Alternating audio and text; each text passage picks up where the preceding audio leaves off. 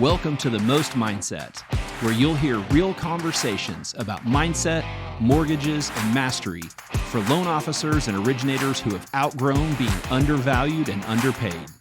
Here's your host, Michael Most. Welcome, everybody, to The Most Mindset. I am joined today by David Jaffe, who is not just a legend, he hates when I say that, in the industry, because he's only been doing it a couple of years, but a legend in terms of someone that has not just originated hundreds of millions of dollars, a few $1 billion in his career. He's been to all different sides, from the big banks all the way to IMBs, to the broker model, similar to myself. But above all, that smile that you just saw in this a second ago, like, he keeps it cool the whole time. He's just like, not gonna let any of this like eat away at him, and it's not the purpose of life, which is something that I learned a ton from. So with that introduction, welcome, David. Well, thank you. Just keep saying nice things, Michael. That'll get you everywhere. I will take it, brother. I will take it. Phenomenal. So thanks for joining me today. Wanted to just go through simple, hang out a little bit here together, maybe get a little bit of your background, which I kind of know, but want to talk through it anyway so that other people can hear about it. And then just walk through your journey a little bit and hang out. So I always start from the very, very beginning. I love my story of how I got into this business. I always joke with everyone on here that most people got started in this business because they were in a parking lot or somewhere and they saw a guy who was like a baller, and they were like, "Wait, you're driving a Porsche? What do you do?" And the other guy goes, "Oh, I do mortgages. You should come stop by the office." And 200 years later, you're doing mortgages, right? So what is your crazy story? Is this when you were growing up, were you thinking like, "Oh, when I grow up, I'm going to take over so-and-so's business and I love financing and banking"? Or were you going to be a chef? Like, what was it like when you were growing up? And then what was that switch as to why you got into this business? I wish I had a crazy story for you. I really don't. My dad was in retail for 30 plus years. He owned 4 camera stores. And I remember growing up, he didn't like the business, didn't enjoy it, couldn't wait to retire and get out. And he always told me, "You're not taking over this business because I don't like it. I don't want you to do it." So I didn't know what I wanted to do. And for some weird reason, I always liked real estate. I have no idea why. My parents had 2 rentals. That was it. No clue why that happened. But I do know that I don't take direction well. I don't listen well to others. And I knew that I had to be in control of my own destiny. That I knew for sure. And obviously for me, the only way to do that was a sales position, because I was a psychology major, which is no practical experience. I did not want to be a psychologist, that's for sure. And so after college, I took off 4 years. I was going to take 1 year off after college and travel. And my 1 year sort of rolled into 4 years of travel and fun and ski and raft and all that other stuff. And when I came home, I didn't know what I wanted to do, except I needed to be in charge of my own destiny. So I bought a book called What Color's Your Parachute? And you do all these worksheets and all this stuff, and it kind of leads you in the direction of what your interests are. And you go out and you not interview people, but different industries. And I like that real estate thing, and mortgage just seemed to be the way to go. And that's what I've done. It's the only real job I've had my whole life. So let's unpack some of that there, because a lot of that's very interesting. So let's back up, because you don't know this about me, but my first job was in electronics store retail. I worked 6 days a week. So did your dad have, was it e-commerce, or did he have a store? And did you ever work there with him, like in the summers or stuff like that? Or you didn't really know much about what he did? No, they You were just know that he didn't want physical. to do it. Yeah, it was camera stores. They were physical locations, the old retail. He sold it probably 20 years ago. This is really right before digital came in. So thank God he got out of it. I worked cleaning toilets and driving between the stores. That's all I did. Wow. Yeah, in the Wow. summers. Yep. So your dad owned Nobody Beats the Wiz, No, but right? My God, those are the best commercials ever growing up, right? Nobody yeah, Beats the Wiz. yeah. Or there was some other guy that was like really crazy with the crown on his head. Who's the famous Oh, I know. That was an electronics store, I think. And there was also a car salesman. Yeah. Yeah, Yep. we need marketing like that back. We really, Right. really do, Yeah. enough the animation. So interesting. So you really started at the very, very beginning, right? Like learning probably more work ethic than anything else. But then fast Yeah. forward. So you decide, okay, I like real estate, I like mortgage, whatever. But the fact that you even knew about it, because I'm obviously comparing to like my journey, like I wanted to go to law school, then someone approached me, said mortgage, and when I was 19 at the time, I was just turned 20, and when they said mortgage, my first thought was, what does that even mean? But it seems like you kind of knew what it was and weird and how you want. So what was your journey? You now decide you want to do it. How'd you even know what mortgage was is a question. And second to that is, so what'd you do? Like you walked into a Chase branch? How'd you even go get that job? Yeah, so that's a good question. So, by the way, I started in June of 1990, and I, head in the sand. I'm stupid. I'm, almost 26 years old, and my dad says, "What are you getting the mortgage? Real estate's horrible right now. It was really bad in '90." And I said, "Well, Dad, if I can make it now, I can make it anytime." So, ignorance is bliss, and it was bliss. Um, what I don't know what I thought about mortgage, but I did know some friends that came out of college and they went to like IBM or Xerox and they would do well. And then every year, these companies would raise their quota.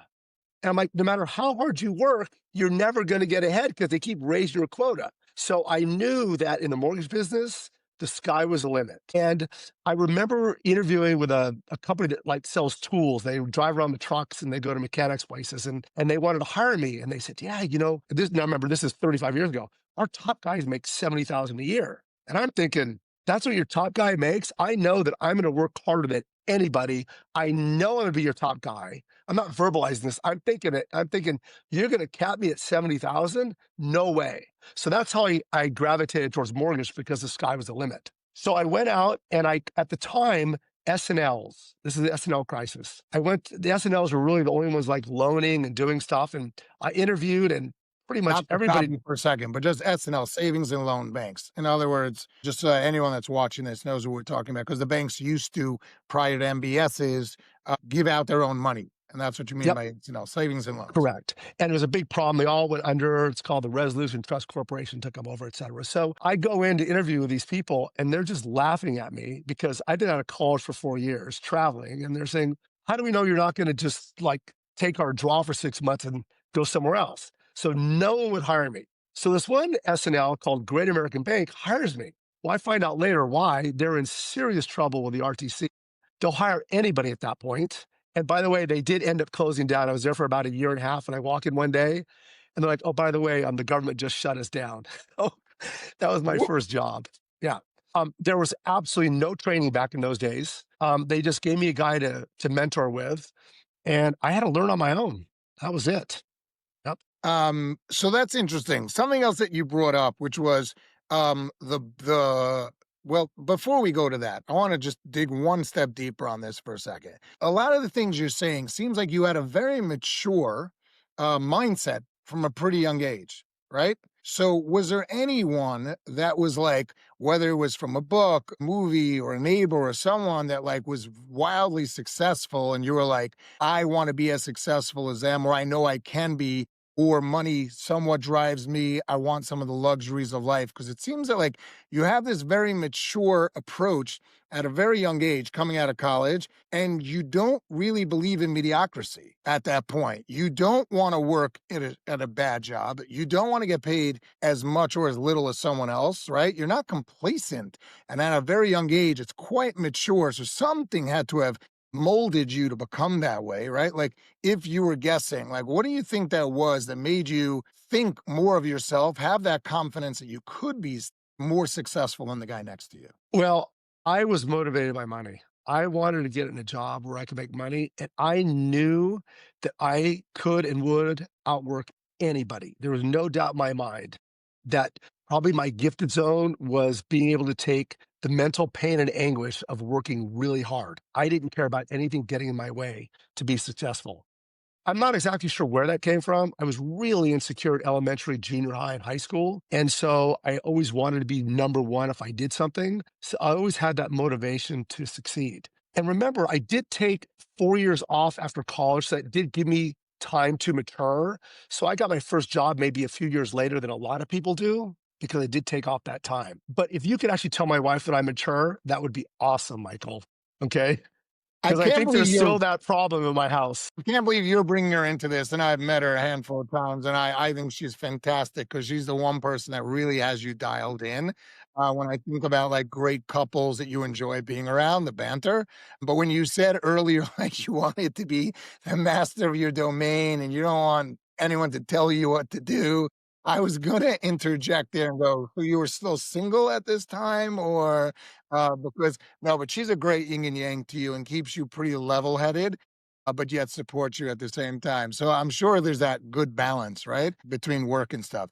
Something else, I want to segue here into something else that you brought up, because again, this really resonates with me and hits home. I'm a relatively religious guy, right? Because religion is relative, right? So I like structure and things of that nature. So I have had a rabbi that I've been very, very close with since the day I got married. I'm married over 21 years, but I've been in the business a little more than 24 plus years. And I remember him talking to him. He's a very well-educated, secular-minded, where he really understands life, which you find a little surprising. He's not one of those rabbis that's like stuck with his head in a book and just reading scripture, right? Very well-educated, very well written. And he introduced me to a book by Michael Gerber, right? Um, Yeah, unbelievable book. And dude, I read E-Myth, and all of a sudden, I'm in my young 20s. The whole world made sense to me. All of a sudden, like IQs and personality types, and I'm dating myself, I'm dating both of us. Like 24 years ago, people were not really, this was like the beginning movement. Not many people knew who Tony Robbins was even at that point, but it's before he exploded, right? And I remember E-Myth between the technician, the entrepreneur, and the manager of like figuring out who are you, forget other people. It was so eye-opening for me to realize who am I? And therefore, how do I succeed in this business knowing, do I need someone that's going to help me be the entrepreneurial side, the technician side, and how naturally we all gravitate to doing technician work. And then, but sometimes we want to get paid like the entrepreneur, but really we should be the technician, like really identifying who we are and understanding ourselves. So it's not really a plug for Michael Gerber as much as it's, you mentioned here, what colors are your parachute? So share a little bit about like how that's the book you referenced and how it made such a big impression on you. What it did is it made me think about what I liked doing, what I would enjoy doing. It helped me clarify those tasks that would be into my gifted zone. So it was really like a career worksheet is really where that helped. That was the first step to get in the mortgage business. And then once I was in the mortgage business, that book was history. It didn't do me any good, but it helped me get in there. But through the year, reading books was all I did. Up until 10 years ago, all I read was business books, period. That was it. So you've always had a thirst for that. And would you Oh, yeah. still to today, not to put you on the spot, to label your best book? In other words, other loan officers that are listening to this and or people coming to the business, is there a book, like if someone came to me, I think I would still stick with E-Myth, even though it's not mortgage necessarily related. I always say it's E-Myth. And then talk about your psychology before. Guess what book they all have to read before they're 15? They all have to finish Dale Carnegie, How to Win and Influence Others, How to Win Friends and Influence Others. Because if you don't know the basic psychology of having to know how to talk to people and then put that into any sort of regular business. So back to my question, which is, I believe that's a very big part of life, but Gerber's still my E-Myth in terms of business. But what book would you recommend to someone that wants to grow or Well, it's change their funny. life? There's two books. How to Win Friends and Influence People is my number one book. I Okay. read it when I was 25 years old. It changed everything for me. I had no idea how obnoxious I was. And after reading that book, it was unbelievable. I actually paid my kids to read that book. They were fighting me. I said, I'll give you $50, and I made them read it. Yeah. So absolutely. And the next one is Think and Grow Rich. I thought that was an Think and amazing Grow Rich. mindset book. And that's from, I don't know, 20s or 30s. Right. That was an amazing book. And those two books are probably the first things that anybody getting into any business should do. Right. It's so interesting. It's funny because like there's a slight age gap between us, obviously. So like you paid your kids $50. I remember each one of my 3 kids that I made them read it. You can't offer a kid in the last 10 years $50. He's like, you're going to buy me lunch that you were going to buy me anyways. Right. And then I So took like, taxes out of the $50 too. right. No, I didn't. Got a tax deduction, ran into your stuff. It was an expense on your Airbnb, right? Uh, It was everywhere. That's fantastic. So that's so funny. You and I have never discussed this before, but I believe that there's such simple techniques in there, as I'm mhm, sure you agree, where Carnegie really just breaks down some of the very, very, very mhm, basics. Um, so let's segue from there a little bit. So let's go back. So now your career has taken off. You're working for an SNL. They go out of business, and it's been a couple of years. I don't need you to walk me through year by year. But let's go maybe segment by segment.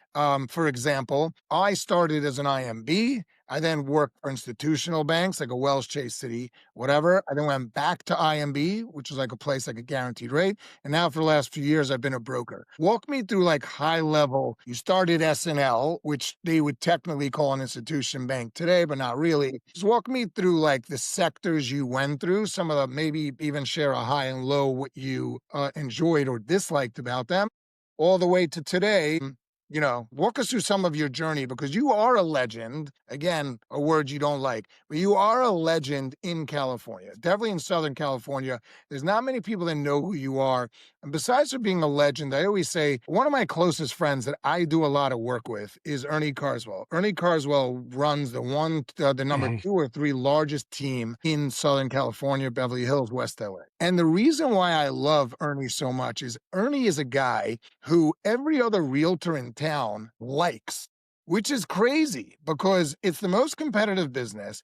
Everyone's trying to screw everyone for a nickel or a dollar to get a listing or whatever. But he has this reputation, which he's built over 30 plus years of being a likable person.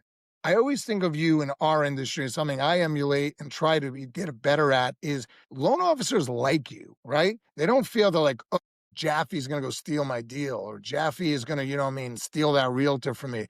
What has been some of that secret sauce? Where do you think you get it from? Talk about that for a quick second. Then I want to go into your journey from the different banks you worked for. Well, it proves how bad other loan officers' judgment is if they think that I'm a nice guy, but I'll start with that. My dad always gave me great business advice. We would not sit down and talk about it, but he just through osmosis of being there. And he always says, the customer's always right. So as we Right. know, the customer's wrong a lot, but the customer's always right. And it was all about reputation.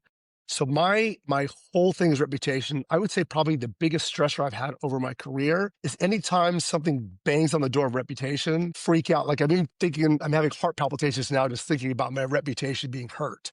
So I think that was really important. I wanted to have a good reputation. You see, when I started, I would go to all these, seminars and conferences like the Duncans and the Marshalls and all these people and all the big producers would be up there talking. And some people were so arrogant. And I'm like, why would you be like that? I mean, I always wanted to sit at the feet of the masters. I'm the king of swipe and adapt. I'd never had an original idea in my life. But if a producer was doing something, I'm like, that's great. What do they say that when you follow something, it's the biggest thing of you're acknowledging what a great job they did. And so I just felt like there's no reason to be a jerk to somebody. We're all in this together. We all have the same stressors. Yeah.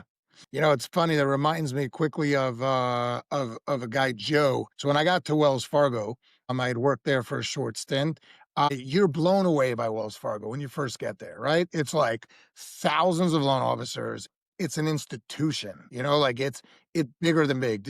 I know you did Chase. Did you ever do Wells? Nope. Chase and B of A for a very painful 6 months. Got it. But Wells Fargo is different than all of these because I've worked at some of those as well. But Wells Fargo is stagecoach. It's like, there's this like bravado about it, right? So I get there and we were in Long Island, which many people would call Strong Island. You know what I mean? Like these are tough loan officers. Even the women that work there can kill you. Do you know what I mean? Like tough New Yorkers, okay? And they went to one of these seminars, and I'm sitting there, and I meet 2 different guys. One guy was V something, Johnny V. You got to have such an ego to call yourself Johnny V. Imagine you with David J. Anyway, but this guy, good-looking, Greek, top of the house, you're like, this guy should be a male model. Don't know why he's doing mortgages, right? He got up to speak, and then this guy Joe got up to speak. The reason I share this is because Johnny V gets up and he goes through all his systems that he's using, like hit the realtors like this and work your magic like this. He's a really, really smart guy and he knows relationships really well.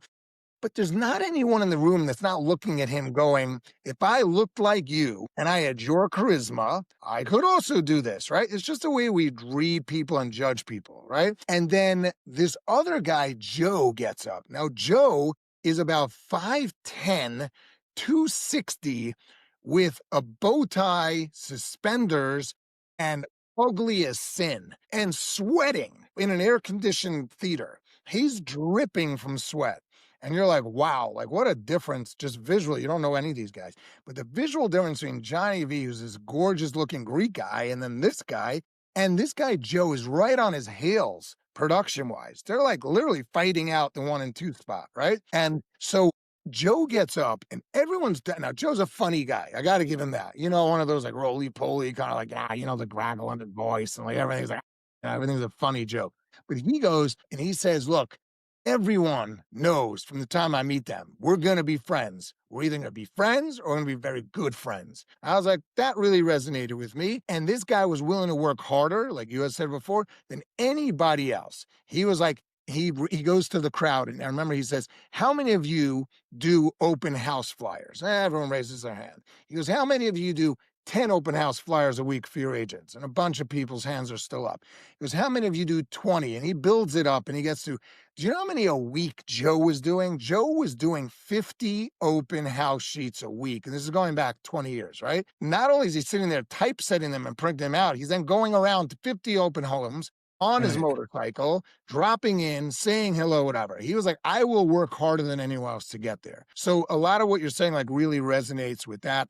But I'll tell you the other piece is after the whole seminar, I meet Johnny V, the good looking guy, in the hallway. And I said, wow, you spoke really well. He's like, what's your name? I said, Michael. I said, it's just great to like learn, like you were saying, from someone else.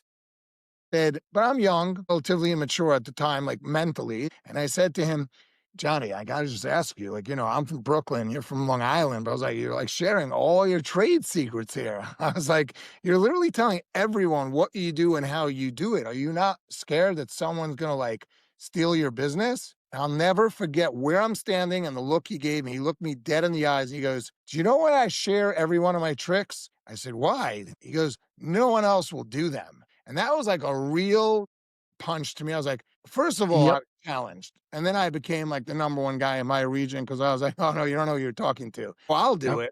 So thank you for sharing. But I do believe that like sitting at the heel of some of those giants and like learning from them is something that like really helps us all grow. And it's phenomenal. So didn't mean to derail us there for a second, but just in your journey, if there were any of those situations you're please feel free to share. But yeah, walk me through from SNL to IMBs to brokers to institutions. Tell me a little bit about your journey. Yeah. So started with SNL. I did hardly any business. I did a whopping 4 loans, my first full year in the business. Very, very slow start. They go under. I didn't even know what an IMB is at the time. I didn't even know how a mortgage banker works. A bunch of the guys that had been there a long time at the SNL, they all moved over to a place called American Residential. I go, well, I guess I'll go there. So I went there, then I started doing well. I was there for about 2-ish years. And then they sold, and who bought us? Chase. I wasn't JP Morgan back then. It was just Chase. So I ended up with Chase because they bought us. And at the time, Chase only had mortgage on the West Coast. We did not have any bank branches. We were always 100. We were always 100% self-sourced. My whole career with Chase, there was never any branches. We all went out and got our own stuff. We just had, office suites is what we had. We had an office, and that was it. And it was actually a really good run I was there for 17 years. 16 of the 17 years were really good. They just left us alone because we had no bank branches and we just originated. Then financial crisis hits. They buy Washington Mutual. All of a sudden, they have all these branches in California. It absolutely destroyed them. It was just an absolute horrific thing. So that's when I had to leave Chase, which I was so upset at the time. It was such a great run. I was trying to do everything I could to make it work. And everything happens for a reason. And that not working and not blowing up is one of the best things that ever happened to my career. So then I make a huge mistake. Everybody's going underwater. It's 2008, 2009. Everybody's going bankrupt. I want to go to a safe spot. So where do I go? B of A. Holy cow. I'll leave it at that. After 3 months, I knew I was done. Took me 90 days to find a new home. Then I go to an independent mortgage banker, very, very small. I could not believe how awesome it was. I couldn't believe the flexibility I had. I'd always run my own business, even though I was with Chase, they just left me alone, did my own hiring, firing, systems, all that stuff. But then going to an independent mortgage bank, I was able to do that. Plus, I had better pricing, more flexibility. It was great. And then that company reneged on a contract that I had. So I left and I ended up going to another mortgage bank, which was also really good, well-run company. And then it was time for me to kind of semi-retire. And I knew that I wanted to have even more flexibility, which is when I went to the straight broker model, which was unbelievable. It's probably, I told my son this morning, it's probably one of the top 5 best business decisions I ever made, was going from IMB to straight broker. Where we are today is Where we are today. Yeah. So just to dial that back for a second, I want to get to the broker piece in a second. But I remember, again, I'm a visual memory person. So I always remember like where I was standing. So I remember where I was standing when I had a conversation with you and you called me. I'm almost positive, I might have some of the details mixed up, but you had called me. And at the time I was working at Guaranteed Rate and you had called me because someone, I think, put us in touch with each other. And you had just a couple of quick questions on your checklist of questions to ask me. And I remember talking to you and you made an interesting comment. I didn't even ask, but at that point you told me that like, look, I don't even know, I have like one run left in me. Now this is a guy, and for anyone that's listening here, follow David Jaffe as much as you can, because this is a guy that I'm talking to in about 2018, who's telling me I have one more really big run in me, and that's where I'm going to go do this. And then, as you know, there was a crazy run from 1920 and 2020. Crazy. That's why I give you a ton of credit again, as the legend I call you, to know when the next runs are coming. But having said that, a guy that predicts the future, I remember you sat there and you told me the following. You said, look, I could go start my own company and or go do my own thing, but I'm going to come and join you guys at this IMB. And the reason why is like, I just don't want to deal with like any of the overhead or the stupidity. And you said the following words to me. You said, I know I'm going to leave a lot of money on the table. Now, as you've gotten to know me in this conversation, you know me as a person. That hit me like a brick in my face because I was like, wait, what did he just say? I was like, why are we doing this if not for the money? I mean, I'd rather be out doing some time with my kids, my wife. I'd be semi-retired. I'd really rather do anything but this if it's not actual livelihood. Right. So it was so interesting to hear from someone that had been doing so much business to say the following of like, well, I'll take a haircut just because I don't want to deal with any of that. And we had that conversation. Then you and I became pretty good friends and we always fought it out for the 1 and 2 spot, obviously in Southern Cal. You became really big and did a lot of business. We shared a lot of good practices together, hung out on a lot of fun chairman president trips and stuff like that.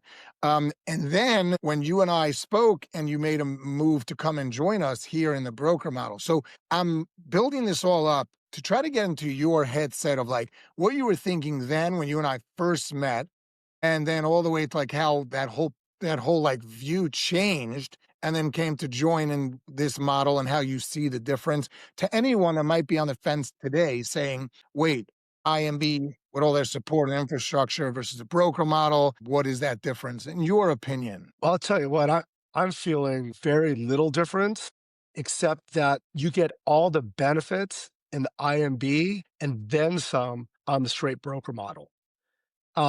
I've always had, a team anywhere from 3 to 9 people on my team for all these years. I wanted to get away from having to manage a team, hire a team, train a team, fix overhead. Oh my gosh, I got to produce this month because I got to make sure all these people get fed. I was over that. And so I knew that if I moved to a straight broker model, I could do that, got rid of my office. I work out of my house now. And if I close a deal, great. And if I don't, great. Doesn't matter because I have no overhead. So that was really why I made that move. And I made that the move was so much better than I anticipated. I didn't know that I was actually going to like my job again. I was ready to be done. And then I thought, well, I'll do a couple loans a month and that's okay. My clients call me. I'm ecstatic to help them out. I mean, I can't believe we're recording this, but I actually like my job now, but I'm also not working 60 hours a week anymore. I'm not feeling that stress or anxiety.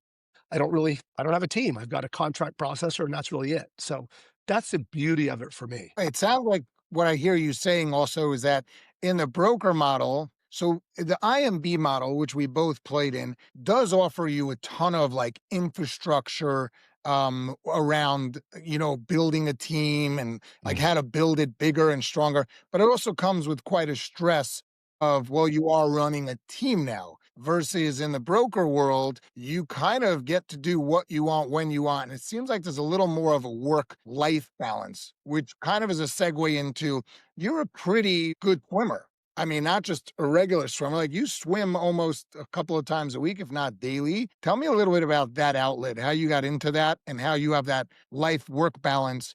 Because there's two parts to this question. One, the life work balance of what is it about swimming? Because swimming is very also introverted. You're not a very introverted, you could tell from this conversation. You can speak to people, you have a good personality. But what is it about swimming? And then how do you find that life work balance to always find that time? And how are you finding it more now in the broker model? So work-life balance is something that I've always struggled with. And even sometimes now, not working as much, I do find it because I am OCD. And if I have to deal with something or a problem, I get all over it.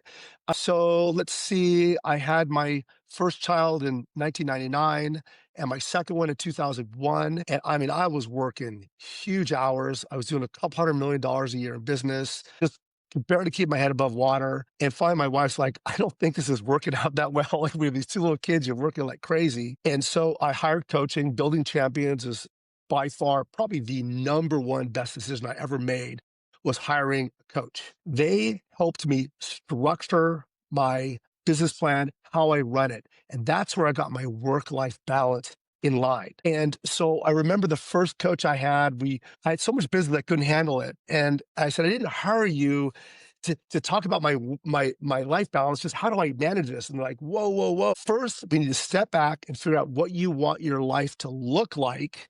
And then we'll set up your plan around that. So we worked on it for about a month. We couldn't get it right. And then finally, my coach, Kate Wilson, she says, that's it. You got to pay me $5,000 to fly out for the weekend. You got to pay for my 5,000 plus my airfare, plus my hotel. We're going to get it all figured out. She comes in, we set it all up.